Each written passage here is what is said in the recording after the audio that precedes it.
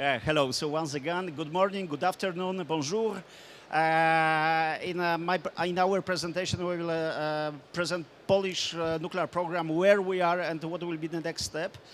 For the beginning, I will invite our special guest from Polish Embassy in Paris, Mr. Ambassador. Please make an opening speech. Thank you very much. Szanowni Państwo, Mesdames, Messieurs, Ladies and Gentlemen, jest mi niezmiernie miło otworzyć warsztat na temat polskiego sektora jądrowego na Światowej Wystawie Jądrowej. Je suis très ravi d'inaugurer le workshop sur le secteur nucléaire polonais au Salon mondial du nucléaire civil. Please let me continue in English, as this workshop is aimed at broader international audience. Still, I would like to tell you about the major development in our bilateral Polish-French relations since my intervention at the World Nuclear Exhibition 2 years ago. On the last Europe Day, the 9th of May 2025, Poland and France signed in Nancy a new treaty on friendship and cooperation. Similarly to the treaties France has signed with Germany, Spain, and Italy, it is an agreement of a new generation. It provides a strong political and institutional framework for deepening our collaboration, such as a bilateral summit and regular consultations. It contains strong and mutual security guarantees, which cover also the use of military means. It aims at strengthening our cooperation in Europe and for Europe, in particular in the domain of security, economy, energy, and technologies. I would like to drag your attention to this last aspect as the potential of technological cooperation in reiterate through the entire treaty.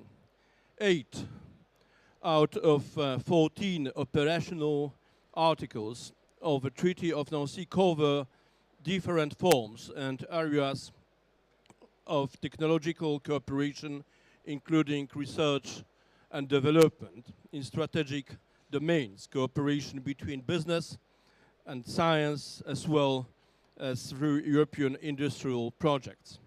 One particular technology which France developed with the involvement of Polish scientists and engineers is nuclear energy.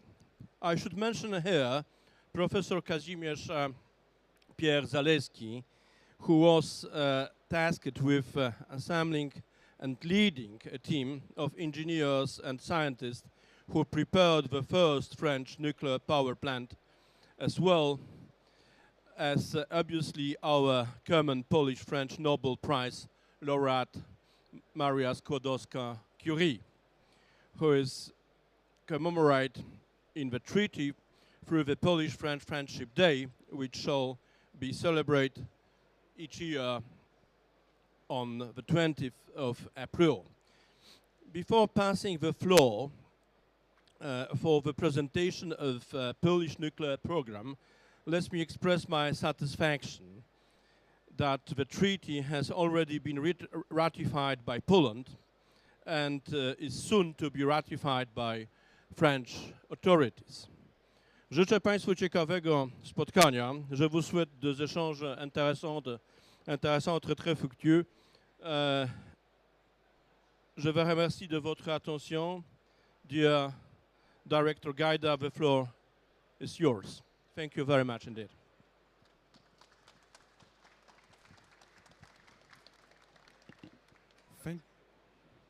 Thank you, Mr. Ambassador. Ladies and gentlemen, I would like to briefly update you on what's currently brewing in Polish nuclear power program.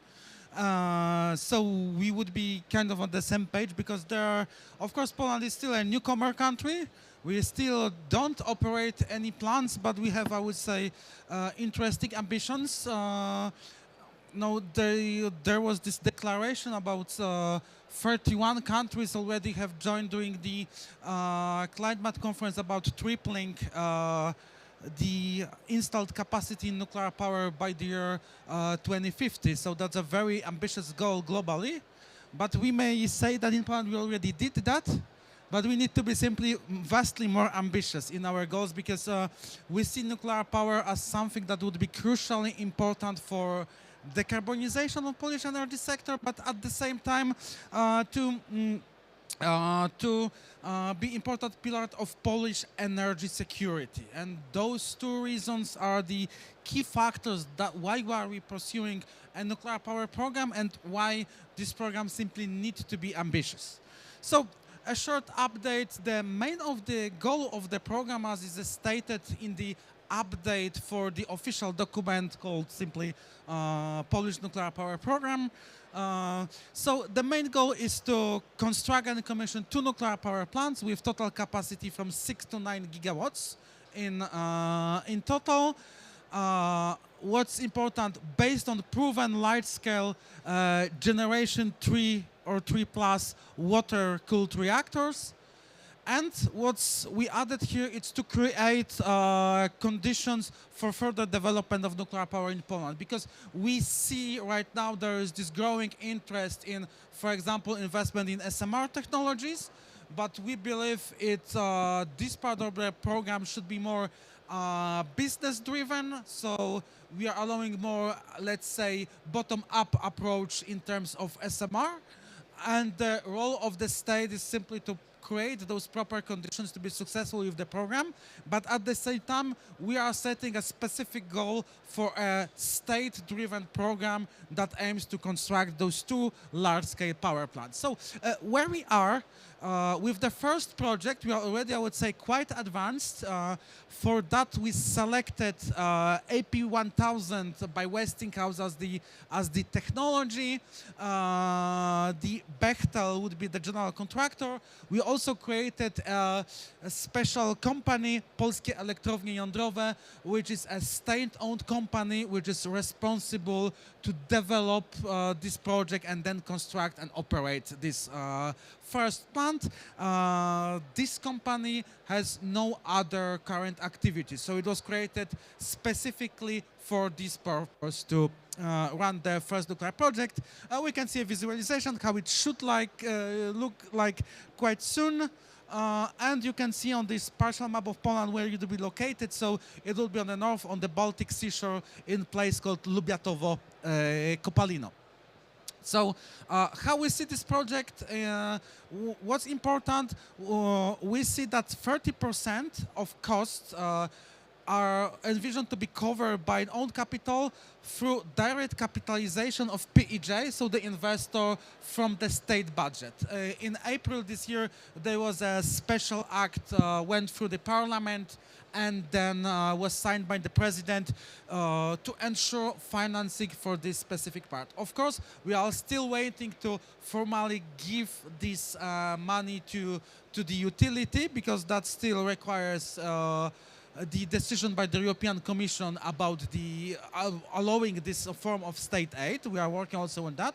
So for the rest of financing, we see that there will be loans from mainly export credit agencies, but also other financial institutions, both foreign and also domestic, and there will be state treasury guarantees for those loans. And we see a contract for difference as the main way for the state aid for the operational phase of the plant. It will be partially supported also by PPA agreements. So financially, that's the I would say main elements of the model.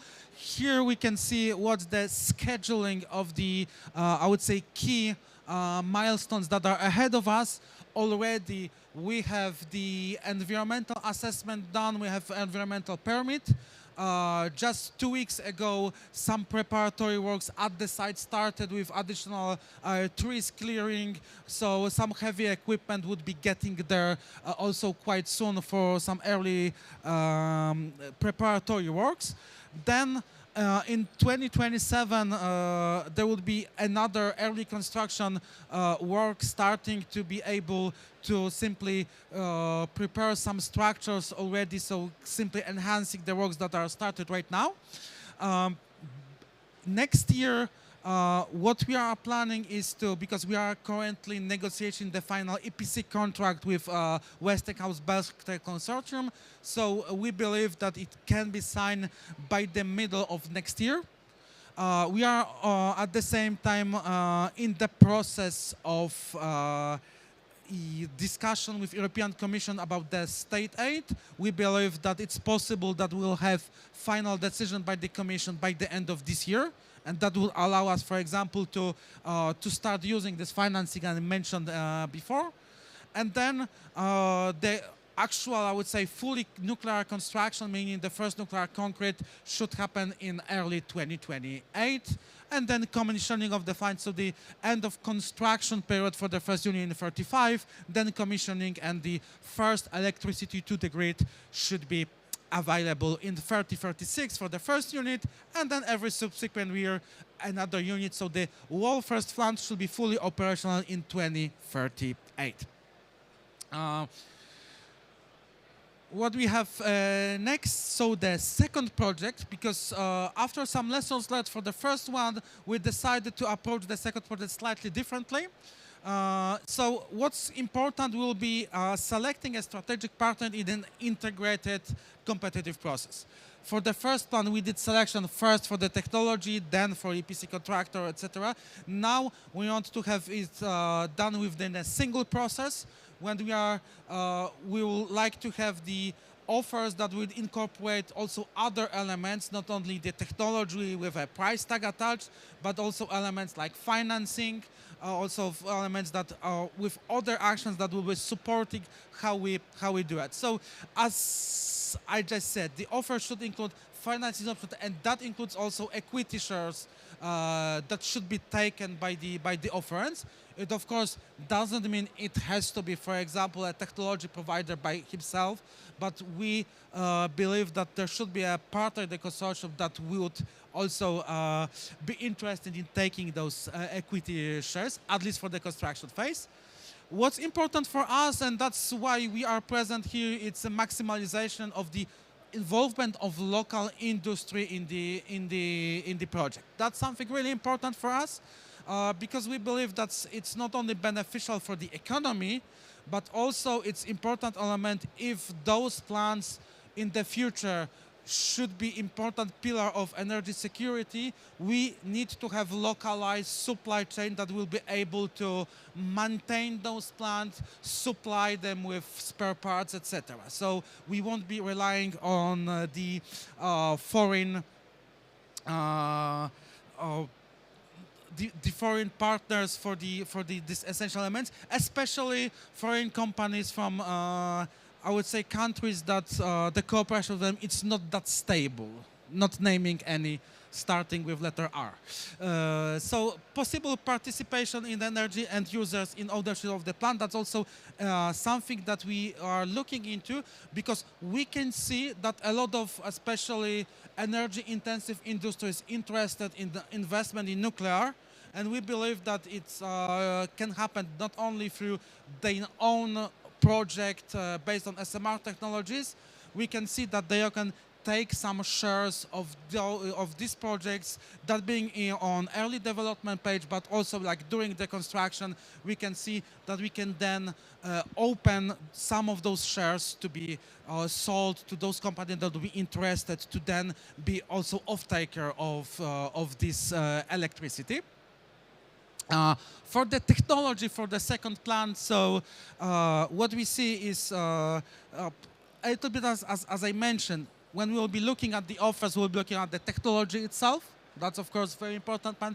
The financial offer, support in competence building, that also will be important part of the offer, because we can see that there's I would say, huge bottleneck worldwide is simply not enough people in the nuclear industry after this kind of stagnation over the last couple decades to simply run those plants. So we'll need cooperation on that.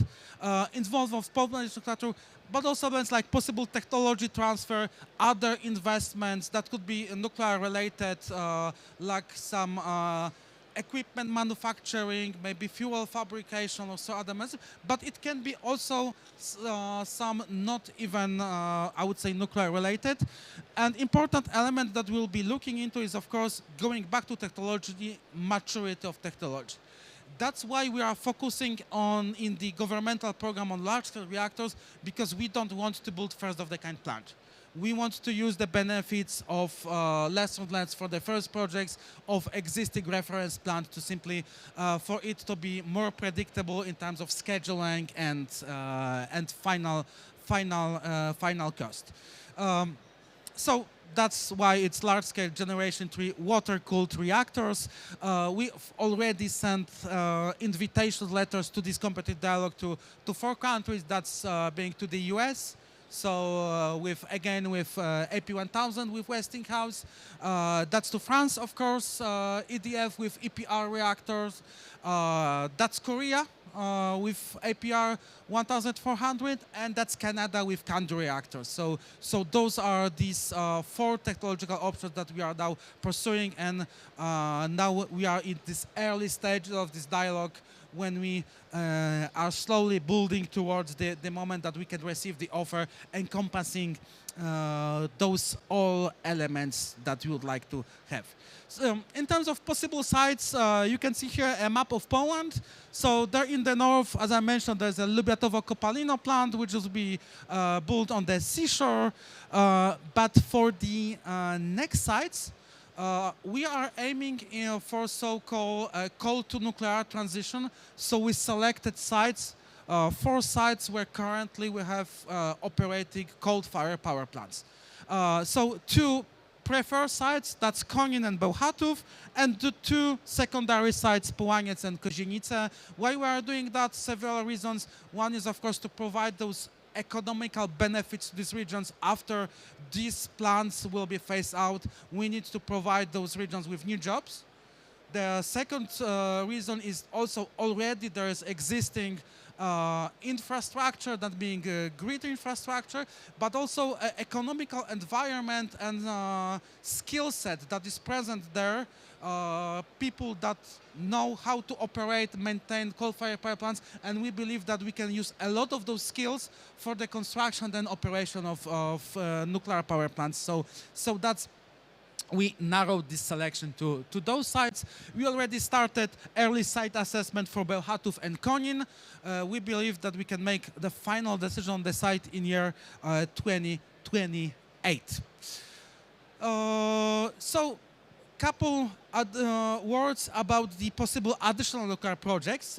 So what's important, we need to be constantly updating what will be the final needs. So over the last couple of years, we can see this kind of AI driven, and I would say IT in general driven, increasing demand for electricity, and we need to respond for that. So we'll be constantly updating what is the final goal.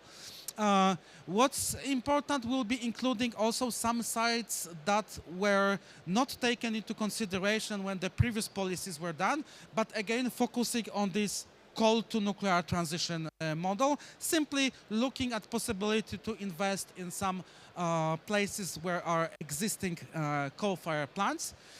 We'll be also monitoring the non-governmental nuclear projects, because as I mentioned, there are several projects in different development stages that were focusing on especially SMRs, sometimes driven with some possible private investors. So we'll be looking for that, but at the same time, we would like to have a consolidation of those projects, because we want to avoid situation when those different projects will be then competing for the limiting resources, especially human resources. So for that, we are also preparing a document which we are calling a roadmap for SMR that would give some good practices for potential investors in how we see those projects, for them to be a good supplement to their large-scale plans and not be a necessary competition in terms of and putting additional risk for the refining. And also we are looking on another aspect is in use of nuclear power for district heating. Poland currently is the larger user of the centralized district heating systems in Europe, which are also in urgent need of decarbonization. So we are also pursuing this area, of course, starting with using cogeneration from the plants that are being currently on the works. So on the side of public administration, we have a couple of key tasks. So one is, of course, public communication information, strengthening of nuclear regulators, and we have several actions regarding that. What's important from the, for example, public communication point of view, that we are doing polls usually every November, so we are waiting for the latest result. But last year, we had 93% of people in Poland being in favor of nuclear in general. So that's really impressive, and from that perspective, it's the best time to do a nuclear project, so that's very good for us. But we need to simply maintain this high approval rate. We are working with both nuclear and technical regulator to strengthen their capacity for them to be ready to support those projects. Other two tasks, human resources development, radioactive waste management. We also working on that. We have a separate documents that are guiding those elements. In terms of human resources development, two key things. We will be creating Center for Nuclear Competencies, so it will be a governmental agency that will be tasked to support already existing institutions that are giving education and training, to help them develop additional skills, especially to be ready for also nuclear, to train for nuclear sector. And we're also starting a strategic research program that would be for strengthening our academia sector and also research and innovation towards nuclear. In terms of radioactive waste management, we are looking into the new surface repository and also starting also on the deep geological repository. And what's really important, so kind of last but not least, engagement of Polish industry. I have Andrezj SIDŁO here, who is working exactly on this topic, and he will talk a little bit more, because for this exhibition we bring together with us more than 50 Polish companies for them to seek cooperation and simply be there. So I will leave floor to Andrezj, who will talk in more details about this area. Okay, so simply one of important chapter of Polish nuclear program is local content. One of expectation that we put to all technology provider interested in Poland. So we are saying we want to localize the project at some reasonable extent without impacting the final quality of the project. On government level, we are working from years with Polish industry to upgrade skills, competences, knowledge in our industry. So mostly we are working in this, let's say, particular levels. Like we organize a lot of trainings in Poland. We help local companies to understand specific requirements and certification needs. And also one of our activity is to promote local company abroad, like here we came with a lot of Polish companies. So what is important, how I switch to next? No. It was. Yes, so one of the targets that we have in, let's say, on country level is at least what we are saying, what we expect, 40% of the project should be localized in Poland, starting from first unit and with growing tendency to next unit, to next power plant. So simply, what is important to say, it's surprising maybe for you, we don't start from the scratch.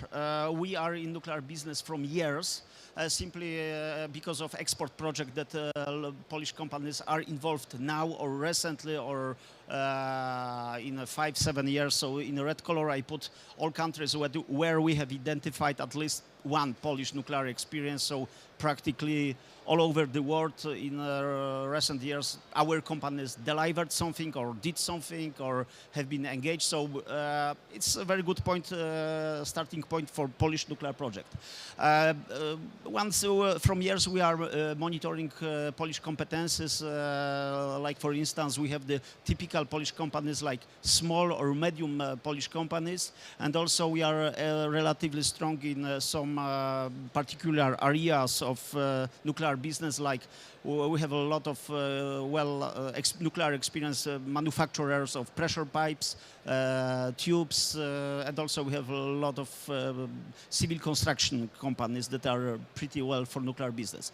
From years, we are working with industry by organizing specialized trainings that we provide for local companies.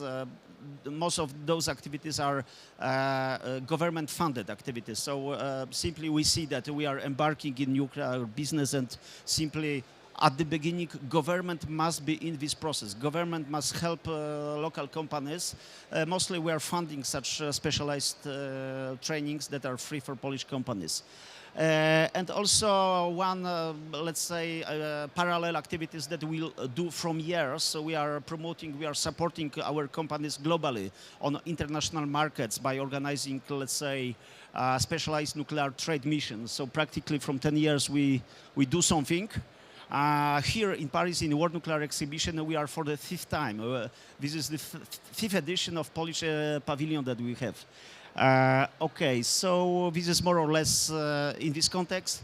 We kindly invite you to visit Polish Pavilion N72 and N82, if I remember. It's somewhere in this direction. We came numbers. There are around 50 Polish companies that came to this exhibition, around 200 people. Great majority of Polish companies are nuclear experience. Thank you very much.